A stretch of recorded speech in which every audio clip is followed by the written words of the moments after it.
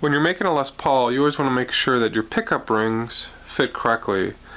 And on the Gibson guitar, since it's all done by machine, all the pickup rings fit perfectly. This area is a little bit flatter, and it's got a standard profile where these pickup rings fit perfectly. With mine, since I'm doing everything by hand, they don't always fit perfectly.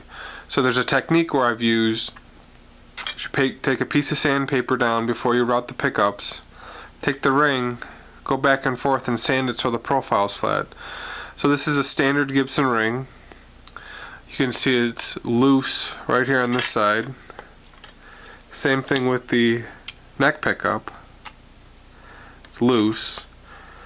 What I've done is on my template in the other room, I've gone back and forth and sanded this pickup ring so that it fits perfectly. And when you screw it down, I'm not going to get any binding or any weird pressure on the ring. It'll sit perfectly. What you really don't want to do is take the ring, get it into this position, and then force it down, because what you'll do is you'll end up stressing the plastic. Sometimes you'll get bubbles, sometimes it'll pop out, and it just won't look correct. So this is my technique to get that pickup ring to sit perfectly, and I'll show you an example here right now.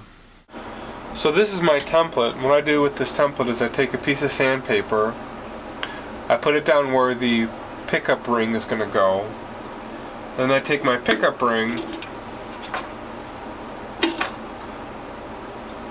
make sure it's facing the right way, and I just sand going back and forth. So you can go in little circles, you can go back and forth. I kind of prefer a little bit of a circle. You want to make sure it's in the right approximate location, and you're just going to sand like this. It takes 5 or 10 minutes, but what's nice about doing it this way is that for any guitar that you've done a carved top, where the top is not perfectly even, this is the technique to get that ring to fit properly. You just go back and forth, back and forth, back and forth.